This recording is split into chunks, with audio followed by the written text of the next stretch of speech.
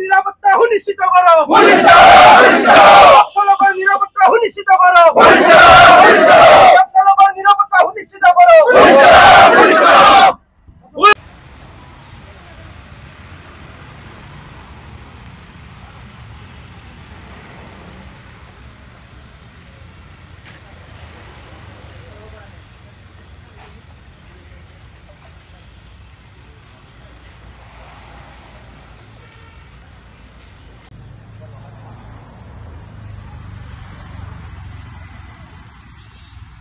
বন্ধ নহয়, আমি সেৱা দিব লাগে, সেৱা দিম, কিন্তু আমি প্ৰতিবাদ কৰি যাম যেতিয়ালৈকে আমাৰ তেওঁ ন্যায় নাপায়, তেতিয়ালৈকে চুমুবোৰে যেতিয়ালৈকে ন্যায় নাপায় তেতিয়ালৈকে আমি এই প্ৰতিবাদটো লৈ যাই থাকিম।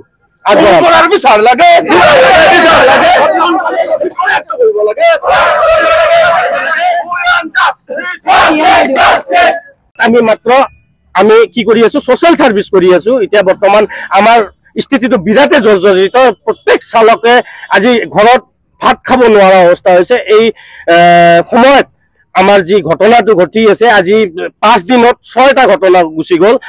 পৰহি দিনা নুনমাটিত এটা মাৰপিট হ'ল, আমাক চালকক মাৰিলে, তাৰ আগত 6 মাইলত মাৰিলে।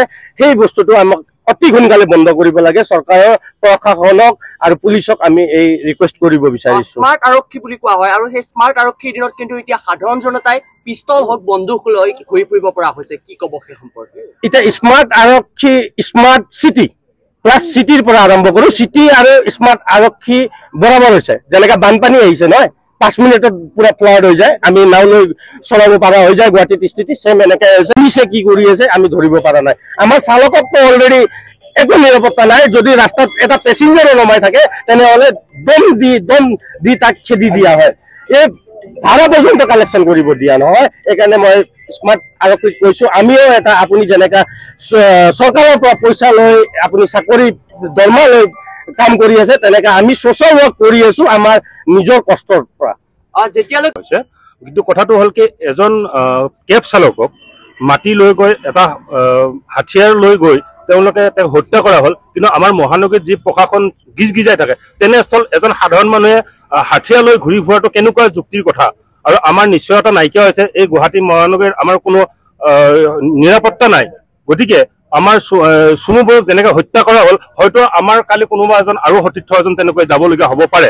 তাৰ আগতে মই প্ৰশাসনক এজনে সকীয়াই দিছো যে তেওঁলোকে হত্যাকাৰীক আটক কৰি তেখেতক সুব্যৱস্থা কৰিব লাগে, তেখেতৰ যিটো দণ্ড তেখেতক দিব লাগে, তেখেতক ফাঁচি দিব লাগে। এইটোৱে মোৰ দাবী চৰকাৰৰ ওচৰত। এজনক যোৱাকালি ইতিমধ্যে হত্যা কৰা হৈছে, তাৰপিছত আপোনালোকে আজি প্ৰতিবাদ সাব্যস্ত কৰিছে। স্মাৰ্ট আৰক্ষীক কি ক'ব আপোনালোকে? হয়, আজি যোৱাকালি খালি এটা মাৰ্ডাৰ হোৱা নাই, এটা হাফ মাৰ্ডাৰো হৈছে। লগতে প্ৰথম এটা হাফ মাৰ্ডাৰ হৈছে আমাৰ ভৰলুমুখত। এটা সাধাৰণ এটা কেছ লৈ গাড়ীটো যেতিয়া খুন্দালে, মানে এক্সিডেণ্ট এটা হওঁতে তেওঁক প্ৰাইভেট গাড়ী জনে আহি তেওঁক গুচাই মাথা চাথা ফাটি দিলে, ভাঙি দিলে। তাৰপিছত নেক্সট পৰ্যায়ত যোনটো 2 ঘণ্টা পিছতে এই গুলি মাৰি কেনে এই ঘটনা এটা হৈছে। আৰক্ষী প্ৰশাসনক এটাই কথা ক'ব বিচাৰিছো যে তেওঁ আৰক্ষী এইটো নাভাবিব যে কমাৰ্চিয়েল গাড়ী লৈ যেতিয়া আমি ওলাও ন, এতিয়া ৰাজপথত এনেকা হৈছে যে আৰক্ষী আমাক পিছা লাগি গৈছে যে কেনেকে আমি ফটো মাৰি কেনে মানে ফাইনটো কাটিব পাৰিম। হয়, এই মহানগৰখনত ইমান যান জঁটত আমি কেব সেৱা আগবঢ়াই আছো। আজি ৰাতি বিয়লি এখন 108 নাপায়, কিন্তু কেব চালকজনক পায়। ইমান ধুনীয়াকৈ আমি নিয়াৰিকৈ কৰ্তব্য পালন কৰিবলৈ চেষ্টা কৰি আছো। আৰ্থিক একেবাৰে আমাৰ সমস্যা অতি জৰ্জৰিত।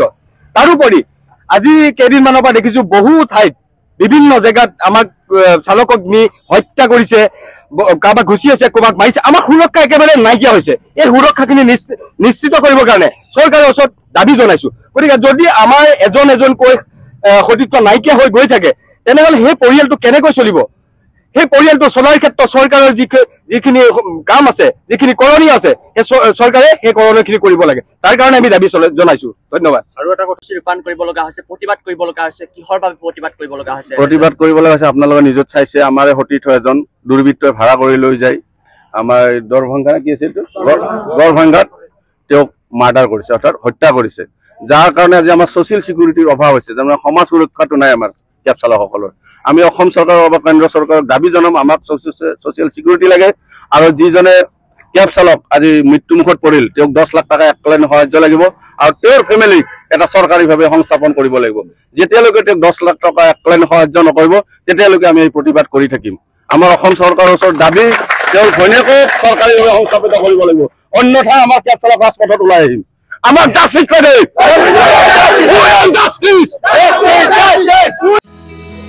আপুনি নৰ্থ ইষ্ট ফুৰিম বুলি ভাবিছে নেকি আপুনি নৰ্থ ইষ্ট ক'ত কেনেকৈ ফুৰিম বুলি যদি ভাবি আছে তেতিয়াহ'লে এতিয়াৰ পৰা আৰু চিন্তা নাই আপনি গাড়ী আছে আপনি গাড়ী এটা নিৰ্ভৰযোগ্য টেক্সি সেৱা প্ৰতিষ্ঠান য'ত দক্ষ টুৰ গাইডছ লৈ আপুনি ঘূৰিব পাৰিব আৰু লগতে আপুনি ডমেষ্টিক বা ইণ্টাৰনেশ্যনেল পেকেজেছ আৰু ফ্লাইট বাছ ৰেলৱে বা হোটেল বুকিঙৰো সুবিধা পাব সবিশেষ জানিবলৈ আৰু সেৱা গ্ৰহণ কৰিবলৈ www.apnigari.com এতিয়াই লগ ইন কৰক অথবা স্ক্ৰীনত দিয়া নম্বৰত যোগাযোগ কৰক